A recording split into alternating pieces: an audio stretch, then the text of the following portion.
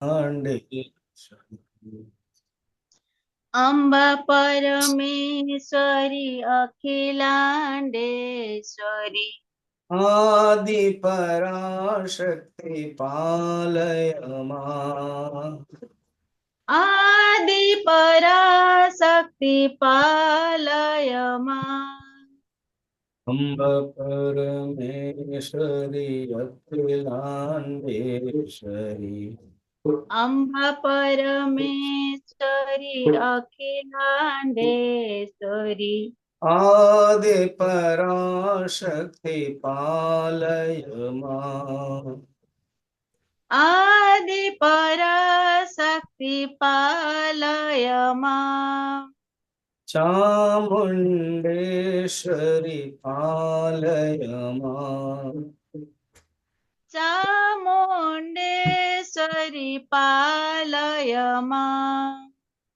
अम्ब परमेश्वरि अखिलाण्डेश्वरि अम्ब परमेश्वरी अखिलांडेश्वरी आदि पराशक्ति पालय मां। आदि पराशक्ति पालय माम्। पालय मां। पालय माम्। पालय मां। पालय माम्। ओम दुर्गा देवी माता की, जय सद्गुरुनाथ महाराज की, जय। नमः पार्वती पतये हर हर महादेव। ईशावास्य उपनिषद, ये उपनिषद रे ये जो आमे यजुर्वेद आसी, शुक्ल यजुर्वेद, एठी 40 अध्याय। यजुर्वेदर मध्य मंडल प्रपाठक अध्याय खंड ये सब रहे 40 अध्याय अच्छी। ये जो 40 अध्याय पूर्व सब कर्मकांड थिला, उपासना कर्मकांड वर्णन थिला।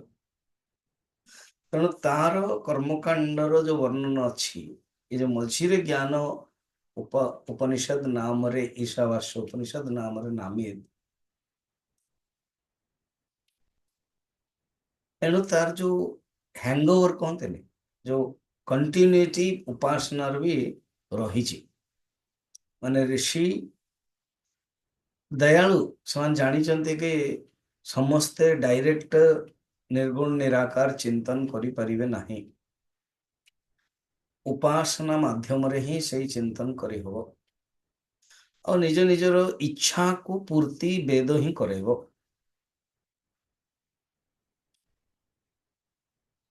एबे जो वर्तमान आम उपासना देखिले कर्म एवं उपासना विषय रे, कर्म को कहा अविद्या एवं विद्या माने उपासना। 9, 10, 11 श्लोक देखिले ठीक। 9, 10, 11, 12, 13, 14 रे वर्तमान हम माने देखिवा सेई जो कर्म विषय जो बुझागला, कर्म उपासना रे ताकू ही 12, 13, 14 रे और विस्तार करागला। माने जो उपासना देखो से कर्म एवं उपासना थिला 9, 10, 11 रे। कर्मर ना हूँ अविद्या और उपासना ना हूँ विद्या। एबे उपासना केते प्रकार ब्रॉडली कहले कौन, और उपासना भी 2 प्रकार भल बुझते हैं। कर्मर आश्रय एवं उपासनार आश्रय ନେଲେ ମନୁଷ୍ୟ କଣ ଫଳ ପ୍ରାପ୍ତ କରିବ ତାହା 9, 10, 11 ଦେଖିଲେ। ବର୍ତ୍ତମାନ କେବଳ ଉପାସନା ମଧ୍ୟ ଅନେକ ପ୍ରକାର। ମୁଖ୍ୟତଃ यहाँ ଏଇଠି ଉପାସନା ଦି ପ୍ରକାର କୁହାଗଲା। ଏଣୁ ତ ଯୋଉ ଏଇ ଉପନିଷଦର କେନ ଉପନିଷଦର ମଧ୍ୟ ଆମେ ବିରୋଧାତ୍ମକ ଦେଖିଥିଲେ, ବିରୋଧାଭାସ ଲାଗୁଥିଲା ଆମମାନଙ୍କୁ, କିନ୍ତୁ ଆମ ପାଇଁ ଶଙ୍କରାଚାର୍ଯ୍ୟ ଅଛନ୍ତି, କିଛି ଅସୁବିଧା ନାହିଁ, ବୁଝେଇ ଦଉଛନ୍ତି ସେ।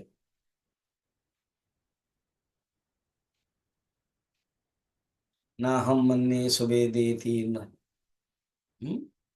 ବେଦେ ନ ବେଦେ ଚ ଆଦି ସବୁ ଆମେ ଦେଖୁଥିଲେ, ତାର ଅର୍ଥ ବି ବୁଝିଗଲେ। ବିଦିତାତ୍ ଅଥ ଅବିଦିତାତ୍ ଅଧି, ସେ ବିଦିତରୁ ବି ପରେ ଏବଂ ଅବିଦିତରୁ ମଧ୍ୟ ପରେ, ୟାର ବି ଅର୍ଥ ବୁଝିଗଲେ। ସେଟା ପୁରା ଜ୍ଞାନ ପ୍ରସଙ୍ଗ ଥିଲା।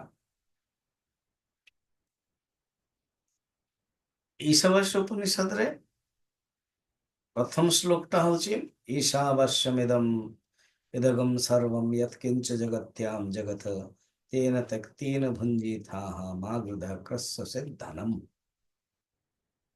ऐसे मोक्ष अधिकारी, ज्ञान अधिकारी बताया और ता जीवन रे वैराग्यर एणु काम एवं अर्थर कौनसी स्थान नाही। तापरे अधिकारी चेंज हो गला, कर्मयोगी, कर्म केमते करवा उचित ता विषय बुझाइले। तृतीय नंबर रे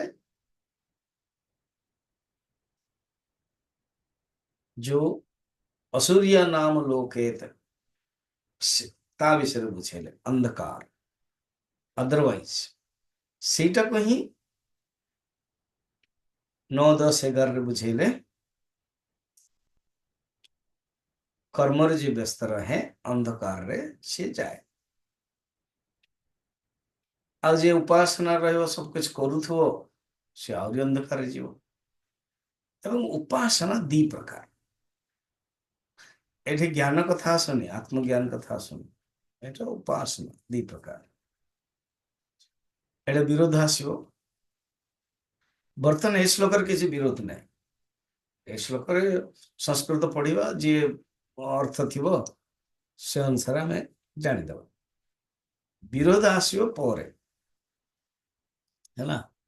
तो 12 नंबर श्लोक पढ़िबा। अंधम तम प्रविशन्ते अंधं तव प्रविशन्ति ये सम्भूतिमुपासते ये सम्भूतिमुपासते ततो भूय इव ते तमः ततो भूय इव ते तमः यौ सम्भूत्यां रताः।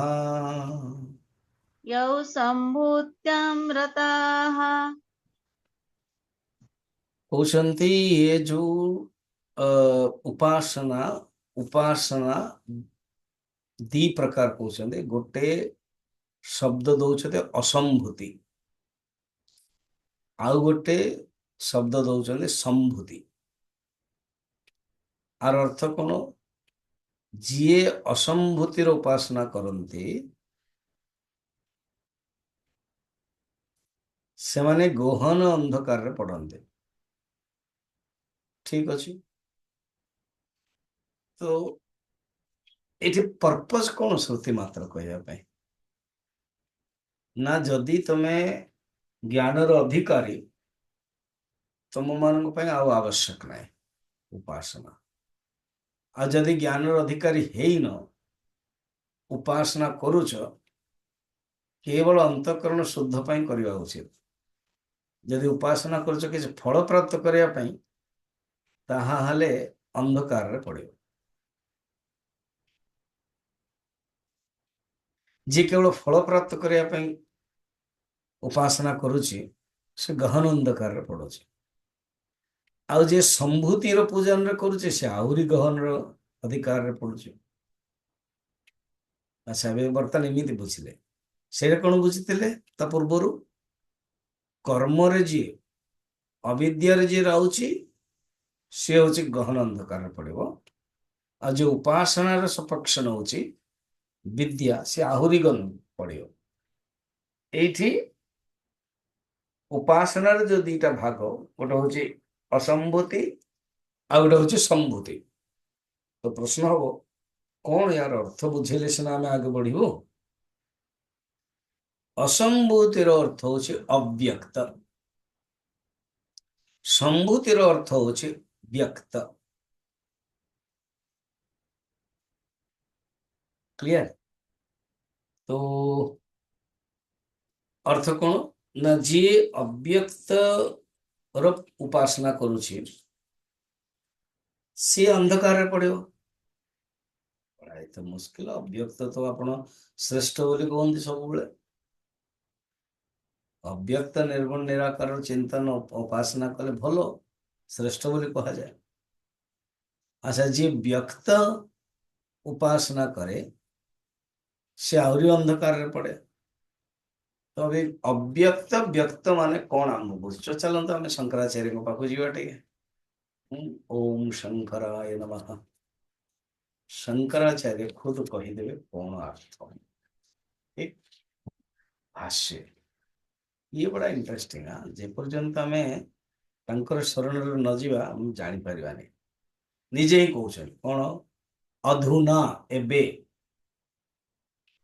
12 नंबर श्लोक कहते अधुना एबे व्याकृत अव्याकृत उपासनयोः व्याकृत एवं अव्याकृत उपासनार समुच्चिचीषया प्रत्येकम निंदा उच्यते।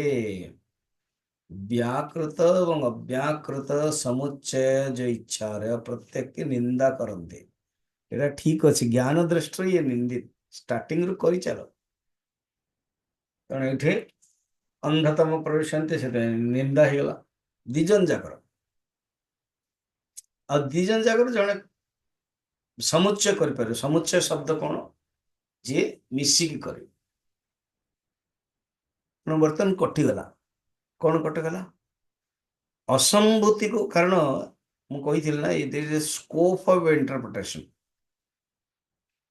कारण एमती सब श्लोक अच्छी शब्द यूज कर अनेक आचार्य सब अलग अलग अर्थ नौ।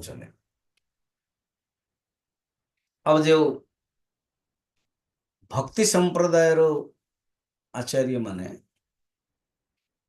रामानुजाचार्य माधवाचार्य आदि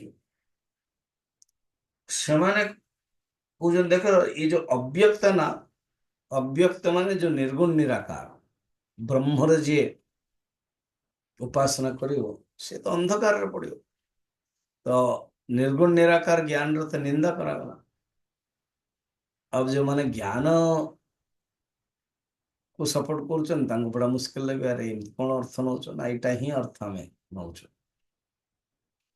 भी मुश्किल किंतु तापरटा पढ़े से माइल्ड करदे कौन जो मैंने व्यक्त उपासना कर भी घोर अंधकार पड़ुन। अब देन तार व्यक्तर अर्थ अलग नहीं जाऊँ। तेणु फास्ट शंकराचार्य कहते ये दी जन समुच्चय हो जाऊँ तामाने ये जो अव्यक्त अर्थ निर्गुण निराकार नुह क्यों निर्गुण निराकार ज्ञान एवं जो कर्म उपासना भी देखा जाए गोटे कर्म ही तो विरोध ना प्रकाश अंधकारवत दीटा जगह समुच्चय केमती हो। अच्छा समुच्चय शब्द कहीं आप आणुचन स्वामीजी कहीं नेक्स्ट श्लोक अच्छा दीटा जगह जी करोची दीटा जगह जी जानूची फल ताक मिलूँ समुच्चय ये उपासना संभव। ठीक तो बर्तन संभूति असंभूति अर्थ बुझाते अंधतम प्रविशन्ति ये असंभूतिम संभवन संभूति सा यस्य कार्यस्य सा संभूति तस्या अन्या असंभूति प्रकृति ही कारण विद्या व्याकृता क्या पूछन देखो शब्द अच्छी असंभूति। अच्छा पहले संभूति तो समझ लो तापर अ लगाओ। संभूति माने संभावना जोटा उत्पन्न हो तो उत्पन्न किए हो ना ये जगत रा उत्पन्न हो कर्म उत्पन्न है ये जो जगत टा उत्पन्न हो एवं जगत टा जो उत्पन्न हो से कामना और कर्म द्वारा ही उत्पन्न हो कामना ही उत्पन्न हो कर्म ही उत्पन्न हो ये जगत रा कौन ना कर्मापन्नम आपन्नम कर्म प्रवाह ठीक अच्छे तो एणु ए जगत को कहती संभूति अब ये जगत रो जो आधार अच्छी कहती कार्य जोटा होची कार्य मध्य होची कामना मध्य होची याको कहते संभूति अब असंभूति किए ना आर जे कारण बीज काम कर्म बीज भूतानम अदर्शनात्मिकाम उपासते अव्याकृति से जे अव्याकृत प्रकृति अव्याकृत अर्थ कौन प्रकृति सांख्य दर्शन में वेदांत भी स्वीकार कर प्रकृति को पूजा कर प्रकृति ही सब किसी मानुष ओ एमती कथा हाँ तो माने असंभूतिर अर्थ प्रकृति जी प्रकृति को ही मानुची प्रकृति के ही सब किसी को भावुची सी कौन ये अज्ञानात्मिका ना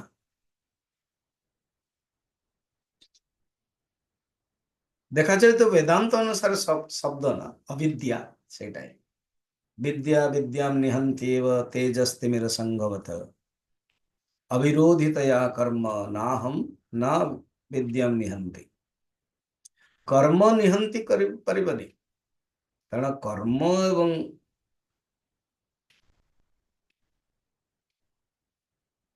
अविद्या ये दुई साथी जीवे माँ और पुओ तेणु कर्म द्वारा दूर कर गोटे विरोध विरोध तत्व हेले जाके दूर कर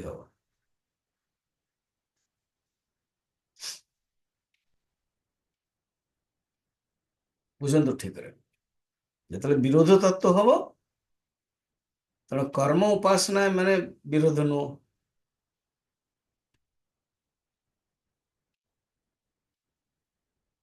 एवं बुझ असंगतिर अर्थ कौन ना प्रकृति अप्रकृतिर अन्य ना हो अविद्या जो अविद्या व्यवहार होता कर्म ता नुह जदि आप कन्फ्यूजन हो अविद्या शब्द व्यवहार करी कारण बर्तमान उपासना शब्द चलती ना उपासना रे विद्या एवं कर्म को अविद्या कह ही से अनुसार नेबा ये जमी कहते सेमती करवा हालांकि ये शंकराचार्य अविद्या यूज करदे कहते ये अव्याकृत माने कौन ना तामस संभूतिम अव्याकृताख्याम प्रकृतिम कारणम अविद्याम काम कर्म बीजम भूतानाम अदर्शनात्मिकम उपासते अविद्या जे कामना एवं कर्मर बीज से पूजा कर दिया फिर संभूति माने कौन संभूति माने जगत को देखा जोटा उत्पन्न है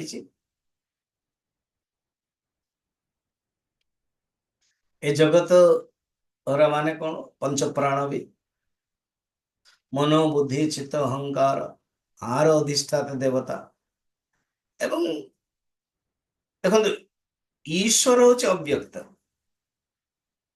कारण प्रकृति मिशुची किंतु हिरण्यगर्भ हूँ व्यक्त तो जो माने संभूतिर अर्थ शंकराचार्य कहते संभूत्याम कार्य ब्रह्म संभूति माने कार्य ब्रह्म गोटे हूँ ब्रह्म दी प्रकार कारण ब्रह्म एवं कार्य ब्रह्म कारण ब्रह्म हूँ अव्याकृत असंभूति कार्य ब्रह्म हूँ व्याकृत तो ये जी कार्य ब्रह्म रे उपासना रे व्यस्त रहिला से तो आहुरी अंधकार रे पड़ी रहिବ आहुरी अंधकार रे रहिବ से तार अर्थ कौन कार्य कारण जेतବେଳେ ଆମେ ଦେଖିବା ଆମ ଭିତରେ ଯଦି विचार କରିବା ପାଇଁ बुद्धि आसुनी ଆମେ କେवଳ ଚାହିଁବା कि ଆମେ କିଛି ନେଇଯିବା ଆଙ୍କଠୁ पूजा କରିବା उपासना କରିବା ଆମକୁ କିଛି ମିଳିଯିବ तो ये अंधकार रे ही पड़िଛନ୍ତି ये अंधकार रे ही पड़िବ ठीक है ना तो आउ ଥରେ ଟିକେ ଦେଖନ୍ତୁ ଯୋଉମାନଙ୍କର ବହି ଅଛି ଦେଖିପାରିବେ ନହେଲେ ଶୁଣନ୍ତୁ अंधतम प्रविशन्ति ये असंभूतिम उपासते असंभूति कारण ब्रह्म एठी अव्याकृत माया प्रकृति ना आपण कहीं प्रकृति नेले आमे आमे निर्गुण निराकार ब्रह्म बोलेबा ना गो निर्गुण निराकार ब्रह्म प्रो एक तो उपासना हुए नहीं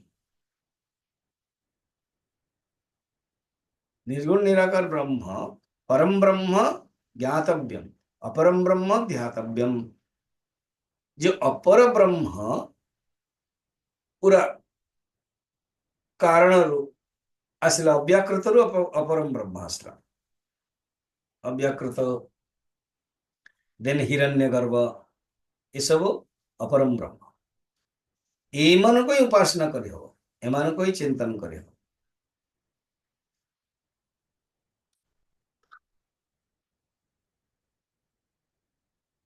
तो प्रश्न हम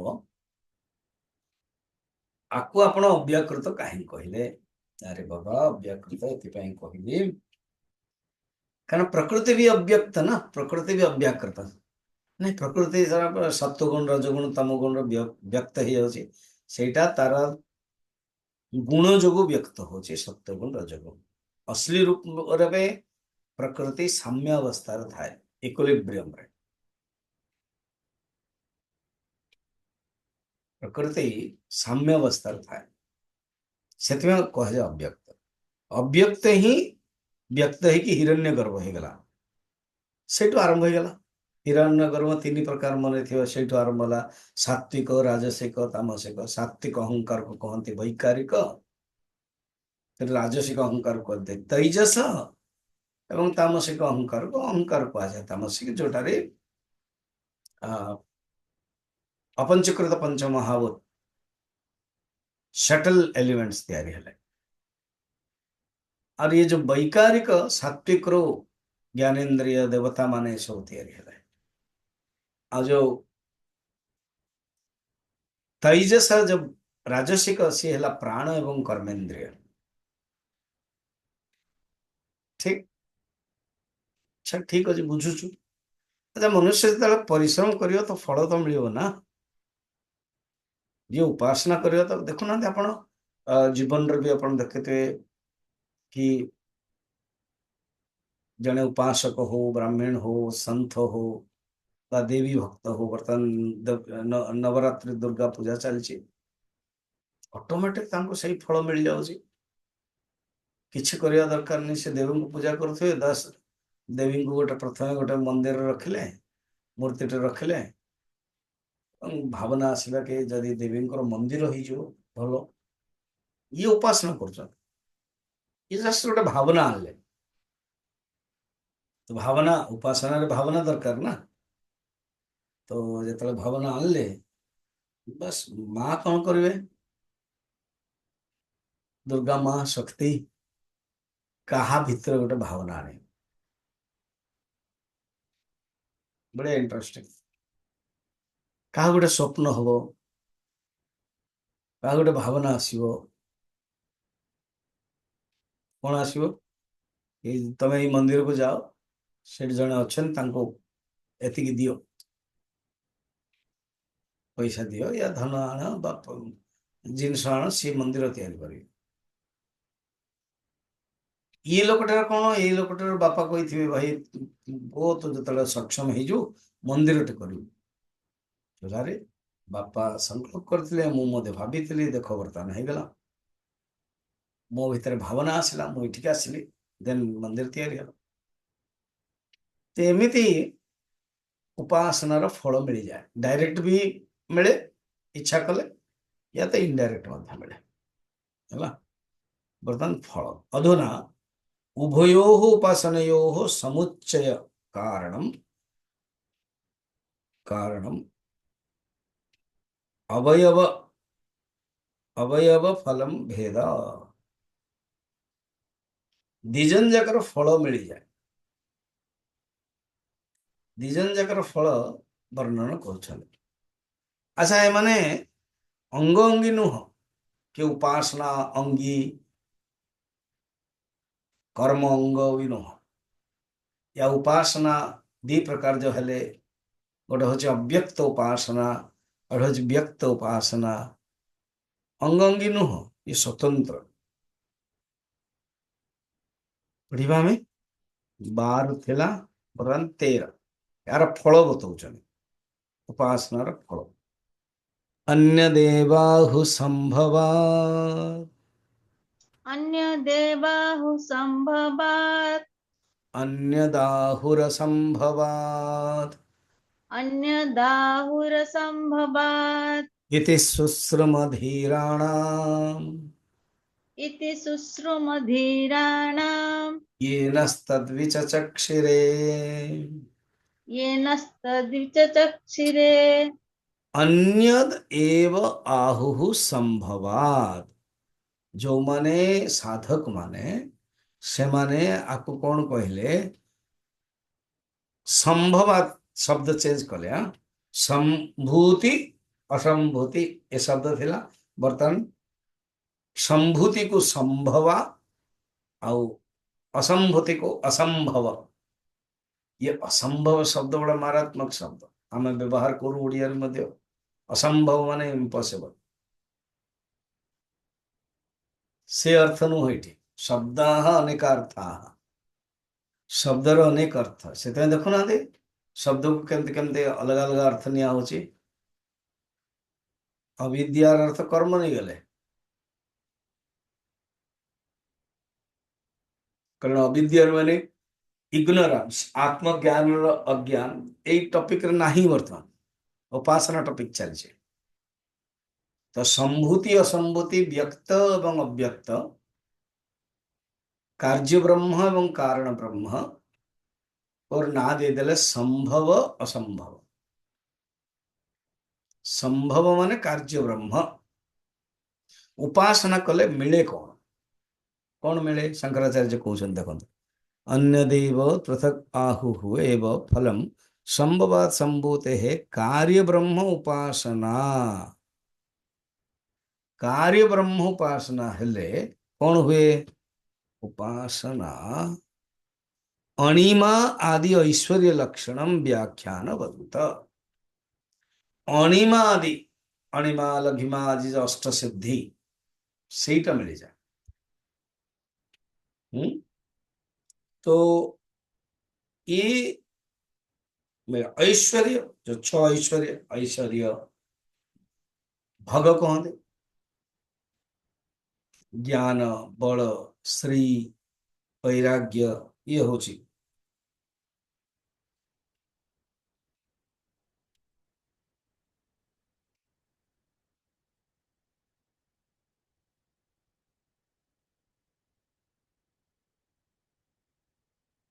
भागवत रे अष्ट सिद्धि अच्छी वर्णन।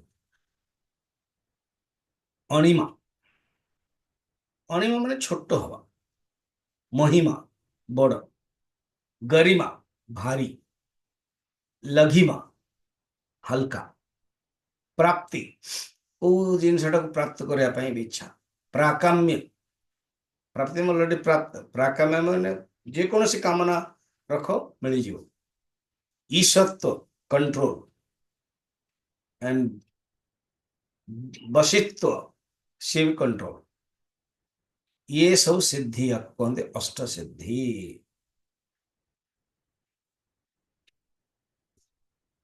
ये सिद्धि द्वारा कौन हुए साधक सिद्ध ही जा।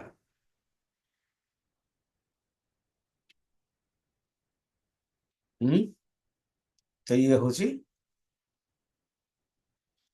अष्टसिद्धि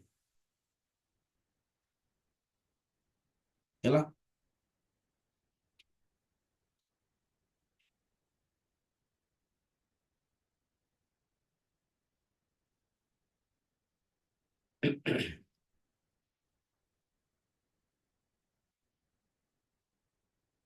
फिर ऐश्वर्य, ऐश्वर्य 6 प्रकार ऐश्वर्य।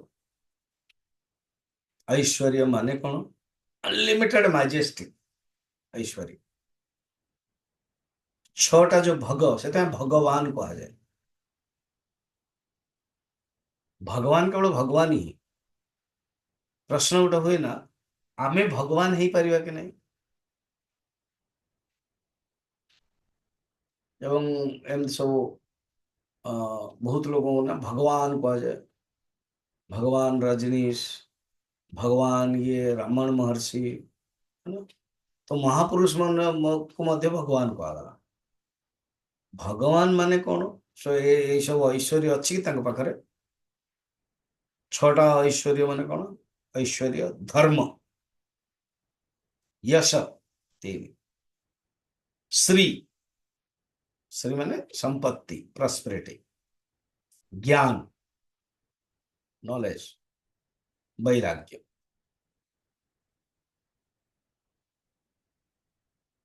तो थोड़े थोड़े अल्प अल्प थिबो, ये मध्य सिद्धि संपूर्ण नथिबो। फिर भगवान रो अर्थ कौन? भग माने ऐश्वर्य, जो आत्म तत्व को जे जानी देला ना, तांको भगवान कहा जाए।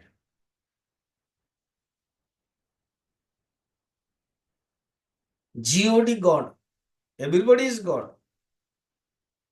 If he is not realised, then उल्टा कर दियंतु, गो जीओडी। तेणु परमात्मा को जे अनुभव कलाना से ही भगवान ए दृष्टि। कि जो क्वालिटी दृष्टि केवल भगवान के पाखरे रहियो। ऐश्वर्य, धर्म, यश, श्री, ज्ञान, वैराग्य। ज्ञान, वैराग्य, धर्म, यश, श्री एवं ऐश्वर्य।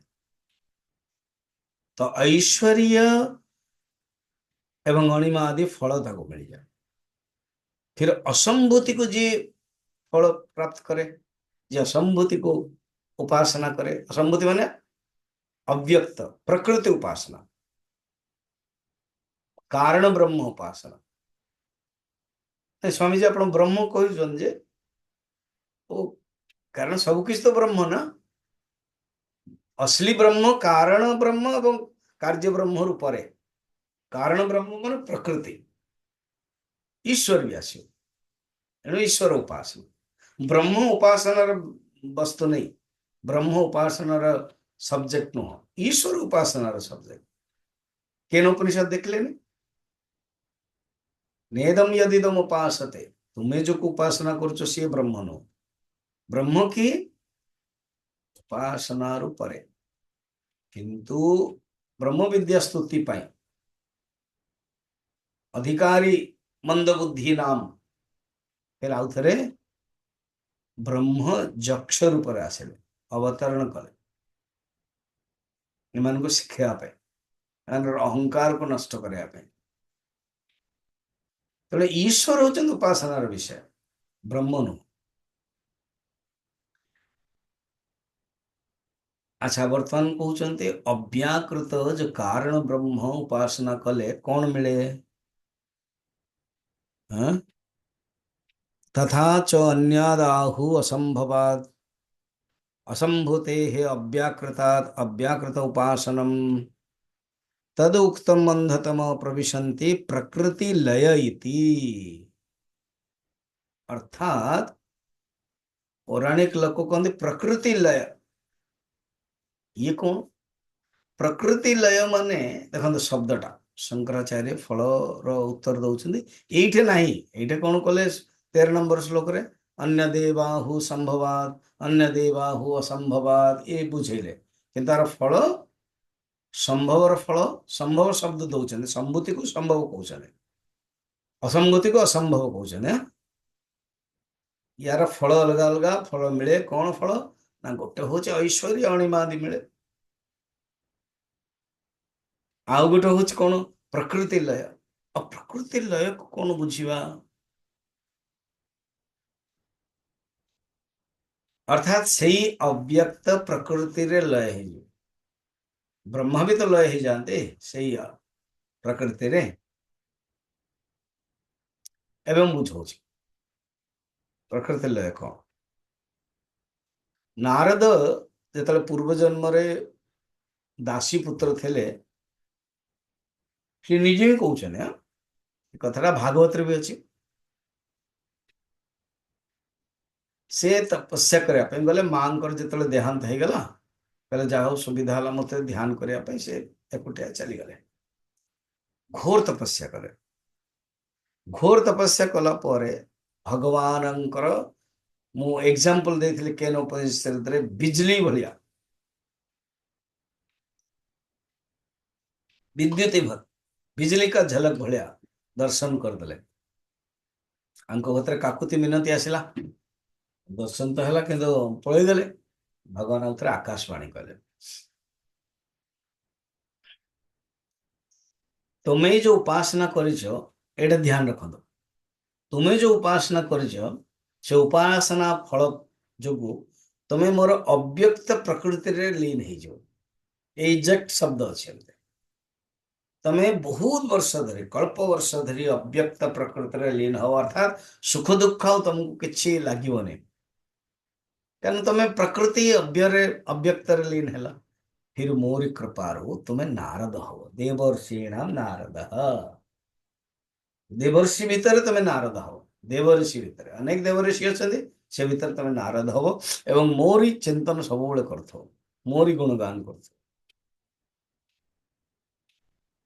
ପ୍ରକୃତି ଲୟ ଏମିତିଆ ଧୀର ପୁରୁଷ ମାନେ କହିଛନ୍ତି। ଆଉ ଏଇ ଧୀର ପୁରୁଷ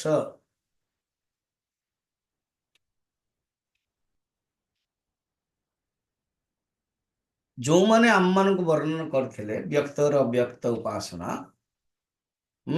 ଏତେ ସୁଶ୍ରମ ଧୀରାଣ, ଧୀରଙ୍କ ଠାରୁ, ଧୀର ପୁରୁଷଙ୍କ ଠାରୁ ଆମେ ଶୁଣିଥିଲୁ, ଇଏ ନସ୍ତତ୍ ବିଚକ୍ଷରେ, ଆମମାନଙ୍କୁ କହିଥିଲେ ଓ ବିଷୟରେ, ନା ଅବ୍ୟକ୍ତ ବ୍ୟକ୍ତ ଉପାସନା ବିଷୟରେ।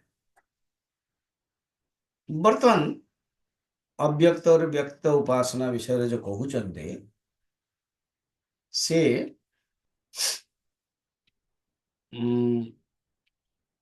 ଫଳ କଣ ବୁଝଉଛନ୍ତି? ସମ୍ଭୂତି ଅସମ୍ଭୂତି ଉପାସନାର ସମୁଚ୍ଚୟ ତ ଚଳିବ ନା? ହଁ,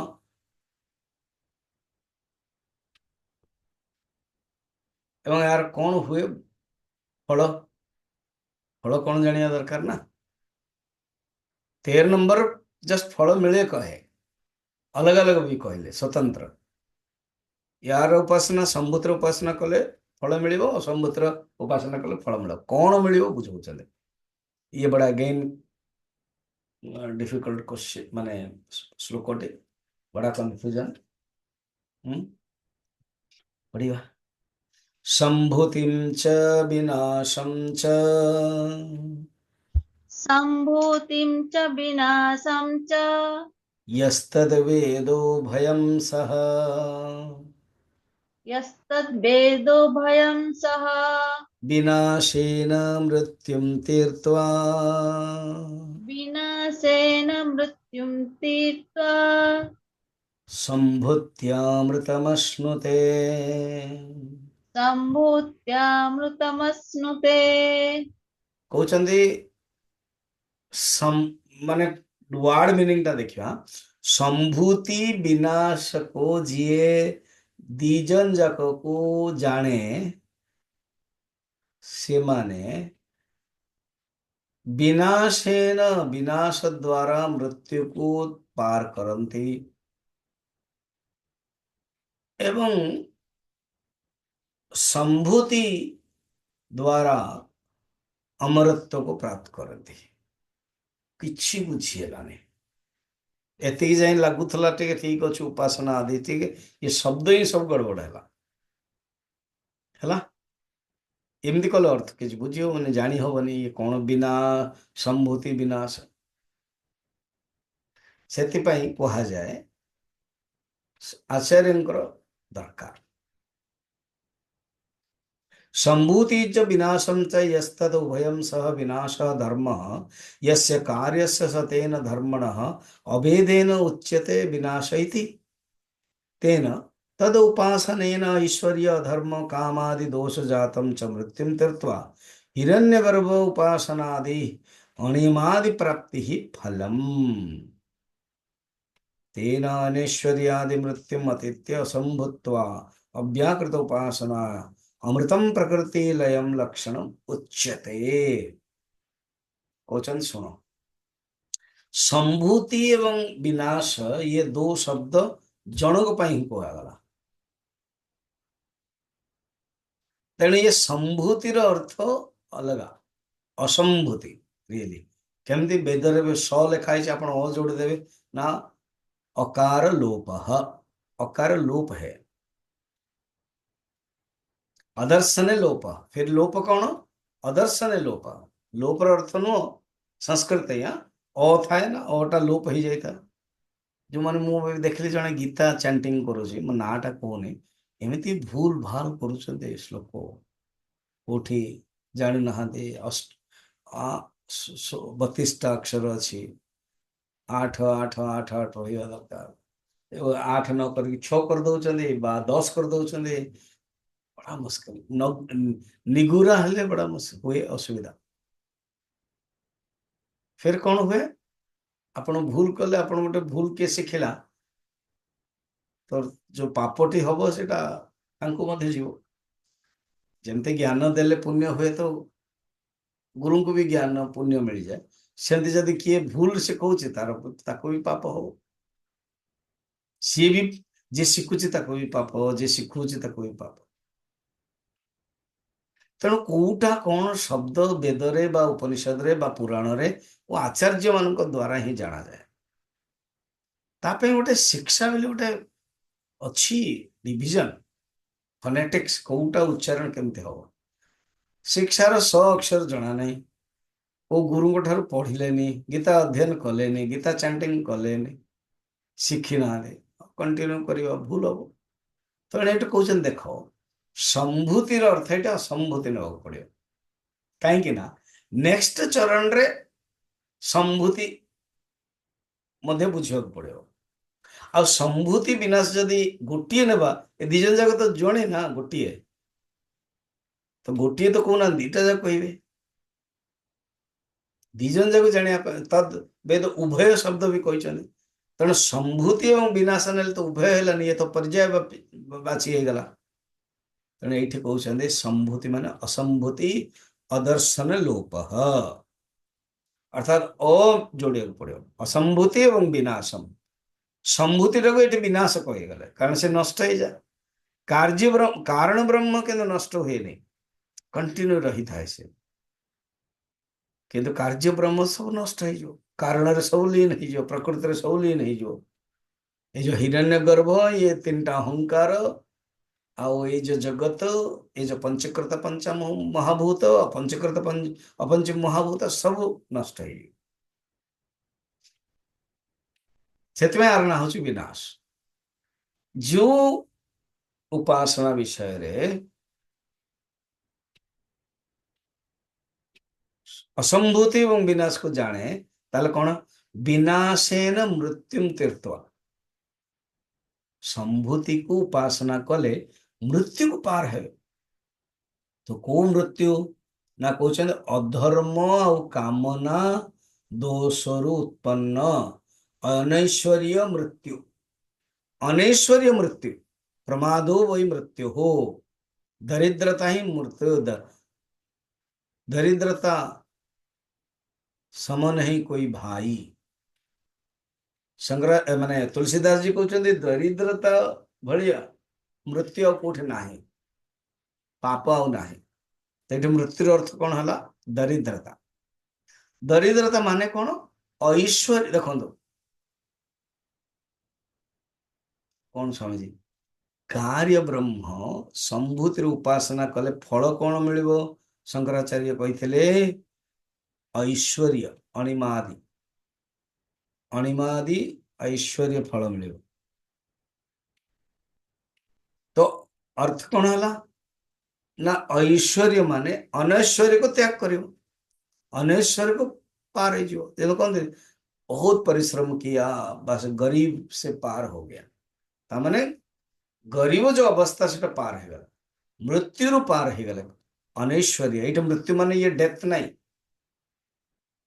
विनाश है ना अरे विनाश ही मृत्यु फिर विनाश ही मृत्यु को प्राप्त करिए फिर विनाश मृत्यु केमती हो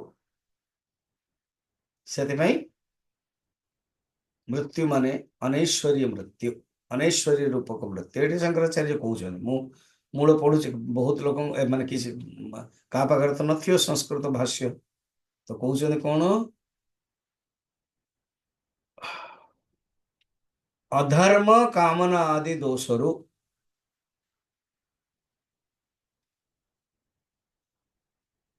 अनैश्वर्य अधर्म काम आदि दोष जातम च मृत्युम तीर्थवा अर्थात कौन हिरण्यगर्भर उपासना हिरण्यगर्भ आसला ना ये जो विनाश ये जो संभूति उपासना हिरण्यगर्भ रु ऐश्वर्य प्राप्त हुए एवं अनैश्वर्य मृत्यु ऊपर उठे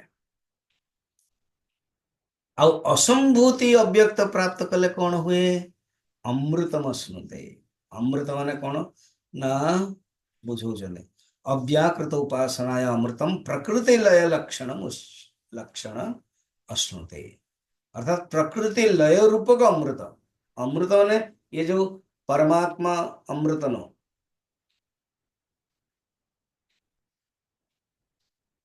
अजर अमर जो स्थिति जो ब्रह्म लक्षण सेटा नो प्रकृति लय रूपक अमृत तेणु संभूति च विनाशम चई पदरे प्रकृति रूप लय फल बतेवाई श्रुतिर अनुरोध रे अवर्ण पर लोप पूर्वक निर्देश बुझा उचित अवर्ण वर्ण रे अ लगे एति बुझा उचित है बर्तन उपासक मार्ग याचना ये जो नेक्स्ट श्लोक टा हमें देखिवा 3-3-6 श्लोक रे कहले बर्तन उपासक आ ये कामना आदि न रही कि सी बर्तन कौन कर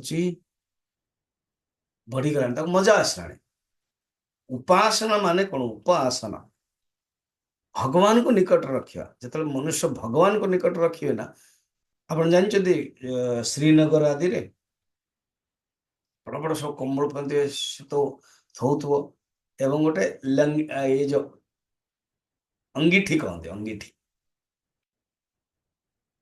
आम ओडिशा रे नाही एते शीत हुए तो गोटे लोहार गोटे तैयारी होता छटियाड़े और सेटा आग थी बस सेटा रखी थे गरम गरम हो तेणु सेटा को जब रखिए गरम हो कि नहीं आउ बहुत जो माने स्टाइल करती झील मैंने सब छोट छोट फैन मिले आजिकल ये मिलूँ प्रथम चाइना आदि सब आरंभ गरम हेले से कौन करते फैन टाक बैटेरी चलते ऑन करदे मुह को एटलिस्ट ये जो शूटिंग आदि सब हुए खरार तो करते गरम तो हुए झाड़ हो जाए पोछा पोछी हुए देन लगाते ड्रेसिंग पेंडिंग कर दियंते देन टिके फैन लगा दियंते छोट छोट सब फैन था पूर्व काल जो पंखा न था मोर कहबार बहुल्य अंगीठी को रखले गरम अनुभव हो फैन लगेले ठंडा अनुभव हो भगवान को रखिले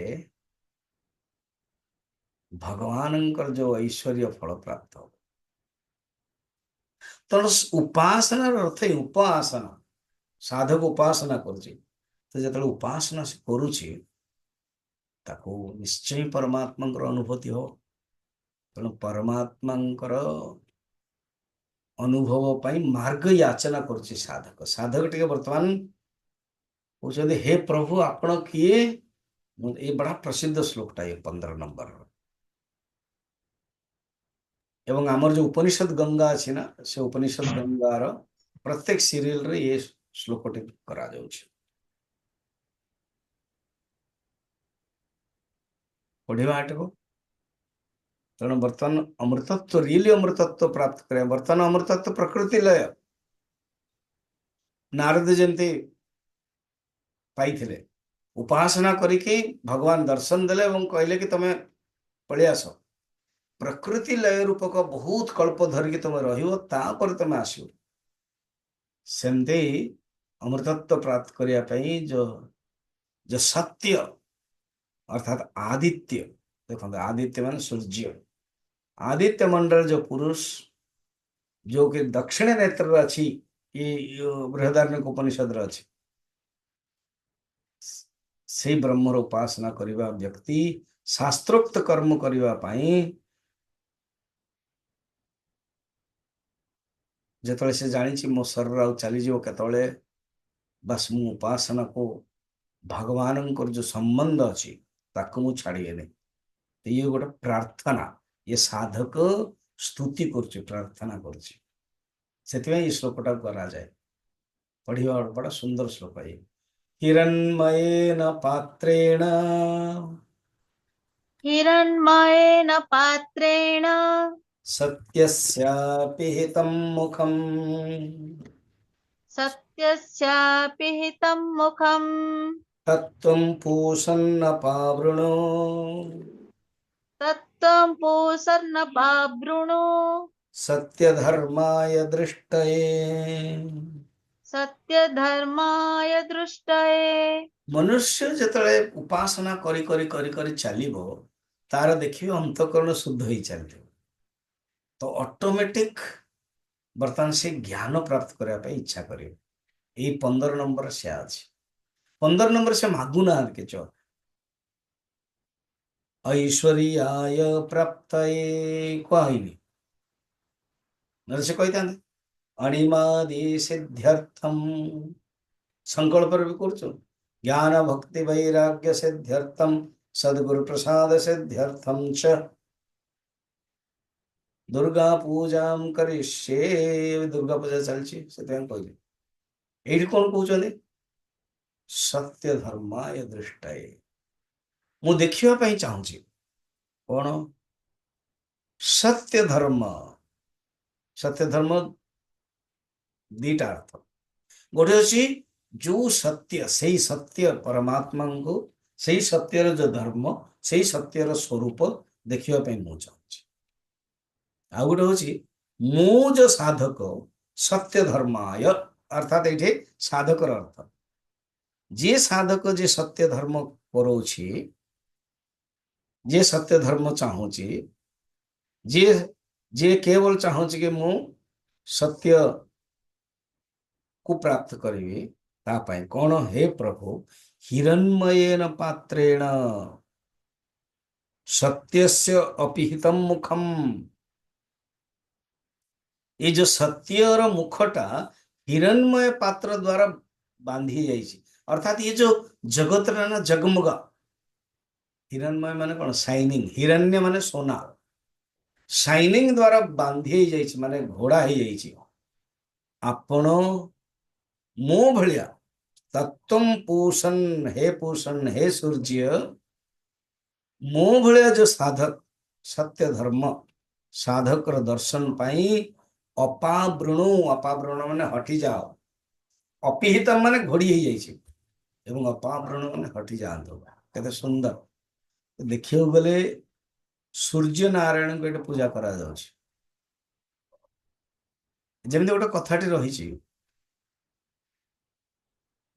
गॉड हूँ इनविजिबल तेणु गॉड इनविजिबल विजिबल रूप से आसले मदर है तेणु mother is visible God and God is invisible mother तेणु जो विष्णु है चारि हाथ वाला से सब दर्शन देवेनि कि अंश आदित्य सबुदिन दर्शन देवे तेणु सूर्य नारायण को पूजा माने सूर्य स्टैंड्स फॉर भगवान से सूर्य को पूजा करा जाए अल्टीमेटली सूर्य होचंते से परमात्मा ज्ञान स्वरूप आपको डिटेल हम माने काली देखिया है काली अंतिम होगा काली मु रही ଆପଣଙ୍କ ପ୍ରଶ୍ନ ଉତ୍ତର ବା ହରିଓମ କରିବା ପାଇଁ ଆଜି ମୁଁ ଇଏ କରିଦଉଛି, ବନ୍ଦ କରୁଛି, କାହିଁକି ନା ମତେ ଟିକେ ରେକର୍ଡିଂ କରିବାକୁ ପଡୁଛି ଏଇ ଯୋଉ ଇନଷ୍ଟାଗ୍ରାମ ପାଇଁ। ସେଥିପାଇଁ ଖରା ହେଇଗଲା ନା, ଭଲ ଆସୁନି। ओम पूर्णमदः पूर्णमिदं पूर्णात् पूर्णमुदच्यते पूर्णस्य पूर्णमादाय पूर्णमेवावशिष्यते। ओम शांति शांति शांति।